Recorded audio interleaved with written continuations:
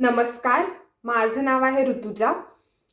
तर आपल्याला कधी-कधी जे साइन्स आणि सिम्प्टम्स जाणवत असतात, ते म्हणूयात किंवा कधी-कधी काही कॅन्सर्सचं बघायला गेलं तर ते उघडपणे साइन्स आणि सिम्प्टम्स दिसत नाहीत. अशा वेळेला डॉक्टर काही टेस्ट करतात. त्याला आपण म्हणू शकतो डिटेक्शन टेस्ट फॉर कॅन्सर. तर त्या टेस्ट कोणत्या आहेत, ते आपण ह्या व्हिडिओमध्ये इन डिटेल बघणार आहोत. त्यामधली सगळ्यात पहिली टेस्ट आहे, ती म्हणजे स्क्रीनिंग टेस्ट. खूप जणांनी या टेस्टचं नाव ऐकलं असेल, खूप जणांना माहिती असेल ही टेस्ट काय आहे. आता जेव्हा एखाद्या हेल्दी माणसाचं रूटीन हेल्थ चेकअप केलं जातं किंवा कधी-कधी काही कॅन्सरचे साइन्स आणि सिम्प्टम दिसत नाहीत, अशा वेळेला स्क्रीनिंग टेस्ट वापरली जाते आणि रिझल्ट्स नंतर योग्य त्या ॲक्शन्स घेतल्या जातात. उदाहरणार्थ मॅमोग्राफी वापरली जाते ब्रेस्ट कॅन्सरसाठी, कोलोनोस्कोपी वापरली जाते कोलोरेक्टल कॅन्सरसाठी, तर पॅप आणि HPV टेस्ट वापरली जाते सर्वायकल कॅन्सरसाठी. कधी कधी जेनेटिक टेस्ट सुद्धा केल्या जातात, जेणेकरून जर का जीन्समध्ये किंवा क्रोमोझोम्समध्ये काही चेंजेस झाले असतील तर ते डॉक्टरांना लगेच लक्षात येतील. आता यामध्ये सगळ्यात दुसरी टेस्ट आहे, ती म्हणजे लॅब टेस्ट किंवा लॅबोरेटरी टेस्ट. लॅबोरेटरी टेस्टमध्ये वेगवेगळ्या टेस्ट सब टेस्ट इन्क्लूड आहेत, जवळपास 8. तर त्याच्यामधली ए टेस्ट आहे, ती म्हणजे ब्लड केमिस्ट्री टेस्ट. या टेस्टमध्ये तुमच्या रक्ताचं सॅम्पल घेतलं जातं आणि रक्तामधले विविध घटक जसं की सोडियम, पोटॅशियम, क्लोराईड हे इलेक्ट्रोलाइट्स चेक केले जातात. त्याबरोबरच फॅट्स, कार्बोहायड्रेट्स, प्रोटीन्स, ग्लुकोज तुमच्या शरीरामध्ये किती आहे हे या टेस्टवरून समजतं. आता ही टेस्ट का करतात? तुमच्या शरीराचे वेगवेगळे अवयव, उदाहरणार्थ किडनीज, लिव्हर व्यवस्थित काम करता आहेत की नाही हे या टेस्टवरून समजतं. जर का रक्तामध्ये या घटकांचं प्रमाण कमी जास्त असेल तर एकतर ते कुठल्या तरी आजाराचं साईन असू शकतं किंवा कधी कधी कुठल्या तरी ट्रीटमेंटचे साईड इफेक्ट्स देखील असतात. यामध्ये बी टेस्ट आहे, ती म्हणजे CBC complete blood count test. यामध्ये तुमच्या शरीरामध्ये असलेल्या RBCs, WBCs आणि प्लेटलेट्सचं प्रमाण किती आहे, तसंच RBCsचा साईज, त्यानंतर तुमच्या RBCमध्ये असलेलं हिमोग्लोबिनचं प्रमाण, तुमच्या शरीरात असलेलं हिमोग्लोबिनचं प्रमाण, या आणि इतर अनेक गोष्टींचा काउंट ही टेस्ट तुम्हाला सांगते. आता का करायची असते ही टेस्ट? नॉर्मल हेल्थ चेकअप किंवा नॉर्मल रूटीन हेल्थ चेकअप एखाद्या व्यक्तीचं करताना ही टेस्ट वापरली जाते किंवा डॉक्टरांना ल्युकेमियासारखे कॅन्सर या टेस्टवरून इझिली डिटेक्ट होतात. यामध्ये सी टेस्ट आहे, ती म्हणजे सायटोजेनेटिक ॲनालिसिस. आता या टेस्टमध्ये तुमच्या शरीरामध्ये जे काही क्रोमोझोम्स आहेत, आता क्रोमोझोम्स म्हणजे सेलचा एक असा पार्ट असतो ज्यामध्ये तुमची पूर्ण जेनेटिक माहिती स्टोअर असते. तर या क्रोमोझोम्समध्ये काही चेंजेस झाले आहेत का किंवा काही बदल झाले आहेत का हे या टेस्टवरून समजतं.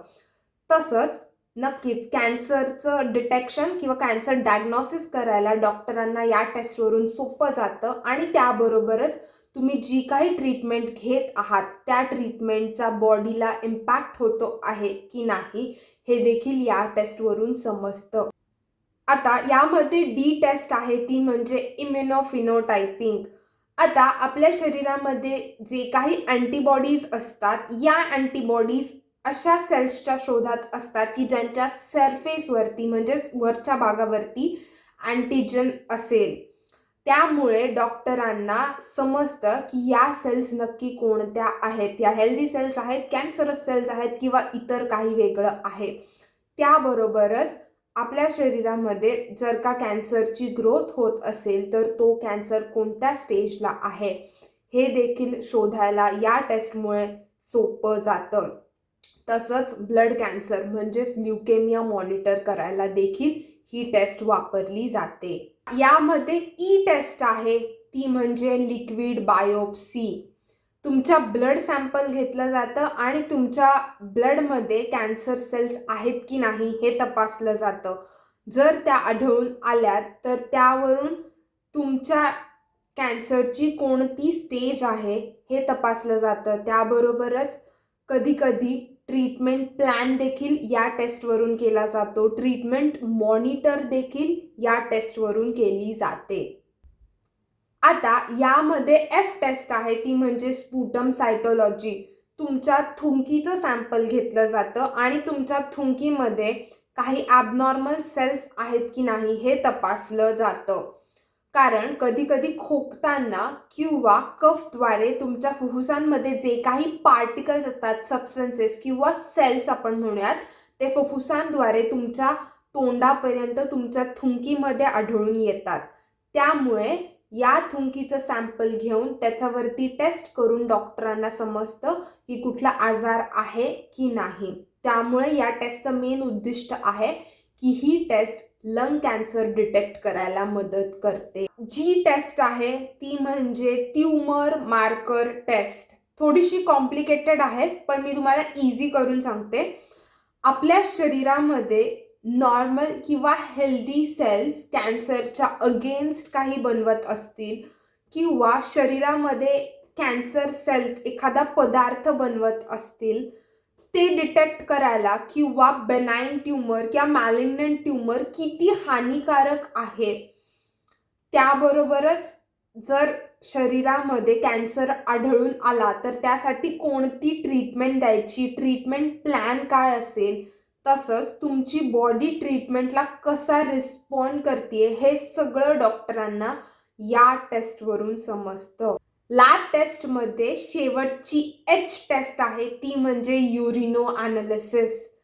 आता यामध्ये तुमच्या युरिनचं सॅम्पल घेतलं जातं आणि युरिनमध्ये असलेले घटक, उदाहरणार्थ शुगर, प्रोटीन, त्याच्यानंतर RBCs, WBC, तुमच्या युरिनचा कलर कोणता आहे हे सगळं काउंट केलं जातं.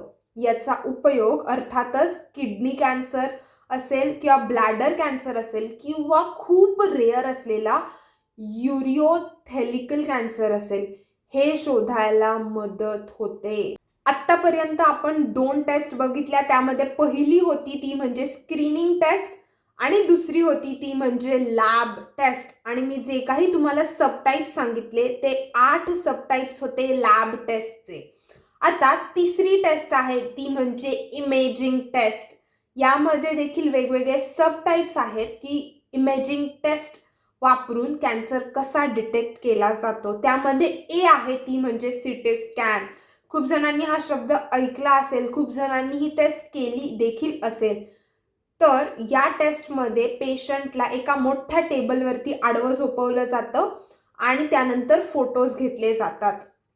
आता कम्प्युटर हा एक्सरे मशीनला जोडलेला असतो, त्यामुळे तुमच्या इंटरनल बॉडीचे वेगवेगळ्या अँगल्सने फोटो घेतले जातात आणि त्यानंतर हे फोटोज 3D मध्ये कन्वर्ट करून तुमच्या टिश्यूजचे आणि वेगवेगळ्या ऑर्गन्सचे फोटोज घेतल्यानंतर डॉक्टरांना हे समजतं की शरीरामध्ये काही आंतरिक बिघाड आहे की नाही.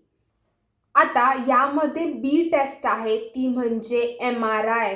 या टेस्टमध्ये खूप शक्तिशाली मॅग्नेट आणि रेडिओ वेव्सचा वापर करून बॉडीचे स्लाइसेसमध्ये फोटोज घेतले जातात, जेणेकरून नंतर हे फोटोज कंबाईन केल्यानंतर डॉक्टरांना हे समजेल की बॉडीमध्ये आतल्या बाजूला कुठे ट्यूमर आहे की नाही.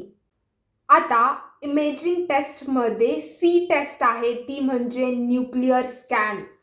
तुमच्या बॉडीमध्ये रेडिओ ॲक्टिव्ह सबस्टन्स इंजेक्ट केला जातो आणि हा सबस्टन्स एका स्पेसिफिक टिश्यूला किंवा सेलला, मग भलेही त्या कॅन्सर सेल्स असतील तरी पण या सेल्सला जाऊन हा रेडिओ ॲक्टिव्ह सबस्टन्स बाइंड करतो आणि बाइंड केल्यानंतर अशा एका मशीनने, हे मशीन फक्त रेडिओ ॲक्टिव्ह सबस्टन्स डिटेक्ट करू शकतं, अशा मशीनने तुमच्या बॉडीचे वेगवेगळ्या अँगल्सने फोटो घेतले जातात, जेणेकरून डॉक्टरांना समजेल की बॉडीमध्ये कॅन्सर सेल्सची किंवा ट्यूमरची ग्रोथ होत आहे की नाही.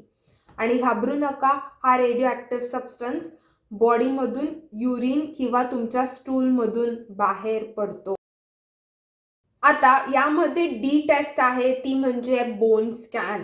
हा जवळपास न्यूक्लिअर स्कॅन सारखाच प्रकार असतो. अर्थातच तुम्हाला नावावरून समजलं असेल, बोन कॅन्सर डिटेक्ट करायला या टेस्टचा वापर केला जातो. त्याबरोबरच शरीरामध्ये बोन कॅन्सरद्वारे किंवा इतर कुठल्या अवयवांमध्ये कॅन्सर पसरला आहे हे चेक करायला देखील या टेस्टचा वापर केला जातो. यामध्ये ई टेस्ट आहे, ती म्हणजे पेट स्कॅन. सेम या टेस्टमध्ये देखील तुमच्या इंटरनल बॉडीचे 3D मध्ये फोटोज घेतले जातात. या टेस्टचं मेन उद्दिष्ट आहे ते म्हणजे तुमच्या शरीरामध्ये कुठे साखरेचं प्रमाण जास्त झालेलं आहे की नाही हे या टेस्टवरून समजतं. कारण तुमच्या नॉर्मल सेल्सपेक्षा कॅन्सर सेल्स साखर किंवा शरीरामधली ग्लुकोज हे जास्त प्रमाणात वापरत असतात. त्यामुळे यावरून डॉक्टरांना कॅन्सर डिटेक्ट करायला इझी जातं. आत्तापर्यंत तुम्हाला मी जे काही सबटाईप्स सांगितले ते सबटाईप्स होते इमेजिंग टेस्टचे. आता आपण चौथी आणि शेवटची टेस्ट बघणार आहोत, ती म्हणजे बायोप्सी. आता बायोप्सी ही सगळ्यात इम्पॉर्टंट किंवा आपण म्हणू शकतो डॉक्टर कन्फर्म होण्यासाठी किंवा शुअर होण्यासाठी की शरीरामध्ये कॅन्सर आहे की नाही हे शुअर करण्यासाठी डॉक्टर बायोप्सीचा वापर करतात. तुमच्या शरीरामधले ॲबनॉर्मल टिश्यूज घेतले जातात आणि या टिश्यूजच्या सॅम्पलवरून डॉक्टरांना कळतं की शरीरामध्ये कॅन्सर आहे की नाही. आता हे टिश्यूज 2 प्रकारे घेतले जातात. एक म्हणजे विथ नीडल. यामध्ये सुईसारखा दिसणारा भाग आपण म्हणू शकतो सिरिंजच्या नीडलपेक्षा देखील ती बारीक सुई असते, तिचा वापर करून शरीरामधले टिश्यूज घेतले जातात. हे मोस्टली ब्रेस्ट कॅन्सर असेल, किडनी कॅन्सर असेल, लंग कॅन्सर असेल किंवा प्रोस्टेट कॅन्सर असेल यासाठी वापरले जातात. यामध्ये दुसरी पद्धत वापरली जाते ती म्हणजे विथ एंडोस्कोपी. एंडोस्कोपी म्हणजे शरीरामध्ये एक नळीसारखा दिसणारा भाग म्हणजेच एंडोस्कोप वापरला जातो. एकतर तुमच्या तोंडामधून किंवा तुमच्या ॲनसमधून हा शरीरामध्ये इन्सर्ट केला जातो आणि तुमच्या बॉडीमधले अबनॉर्मल टिश्यूजचं सॅम्पल हा एंडोस्कोप घेतो. त्यावरून डॉक्टर हे ॲबनॉर्मल टिश्यूचं सॅम्पल डॉक्टर लॅब टेस्टसाठी पाठवतात आणि रिपोर्ट्स आल्यानंतर डॉक्टरांना समजतं की पेशंटला कॅन्सर आहे की नाही. तर बायोप्सीचं सॅम्पल हे 2 प्रकारे घेतलं जातं, एक म्हणजे विथ नीडल आणि दुसरं म्हणजे विथ एंडोस्कोपी. काय उपयोग आहे या सगळ्या टेस्टचा? डॉक्टर एक टेस्ट करून तुम्हाला सांगू शकत नाही की तुम्हाला कॅन्सर आहे किंवा तुम्हाला स्टेज 4चा कॅन्सर आहे. हे अर्थातच एका टेस्टवरून सांगणं कठीण आहे. त्यामुळे डॉक्टर वेगवेगळ्या प्रकारच्या टेस्ट करतात. त्याबरोबरच त्यांना हे देखील समजतं की शरीरामध्ये कोणत्या ठिकाणी अजून कॅन्सर पसरतो आहे किंवा नाही, ट्यूमर कोणत्या प्रकारचा आहे, तसंच कोणती स्टेज आहे कॅन्सरची. या सगळ्यावरून डॉक्टरांना ट्रीटमेंट प्लॅनिंगसुद्धा करणं सोपं जातं. अनेक फायदे आहेत या सगळ्या डिटेक्शन टेस्टचे आणि मी ऑलमोस्ट या व्हिडिओमध्ये बऱ्याच टेस्ट कव्हर करण्याचा प्रयत्न केलेला आहे. या व्यतिरिक्त 1-2 टेस्ट अशा असतील की ज्या स्पेसिफिक टाईपच्या कॅन्सरसाठी वापरत असतील. अदरवाईज या अशा ऑलमोस्ट कॉमन टेस्ट आहेत की जे डॉक्टर कॅन्सर डिटेक्शनसाठी वापरतात आणि या सगळ्या रिसर्च बेस्ड टेस्ट आहेत. आणि आता या सगळ्या टेस्टची माहिती तुम्ही घेऊन काय करायची? तर अर्थातच खूप लोकांना हे माहिती नसतं की आपल्यावरती काय ट्रीटमेंट चालू आहेत, कोणती औषधं वापरली जातात, कोणत्या टेस्ट वापरल्या जातात डिटेक्शनसाठी, हे खूप लोकांना माहिती नसतं. डॉक्टरांवरती विश्वास ठेवणे ही एक चांगली गोष्ट आहे, पण त्याबरोबरच माहिती ठेवणे हे एक जागरूकतेचं लक्षण आहे. त्यामुळे थोडीशी बेसिक माहिती तुमच्या ट्रीटमेंटबद्दल, औषधांबद्दल असणे खूप महत्त्वाचे आहे. तर ऑलमोस्ट मी बऱ्याच टेस्ट कव्हर करण्याचा प्रयत्न केलेला आहे. थँक्यू सो मच पूर्ण व्हिडिओ शेवटपर्यंत बघितल्याबद्दल. खूप खूप thank you and God bless you all with good knowledge, good health, wealth and prosperity. Thank you.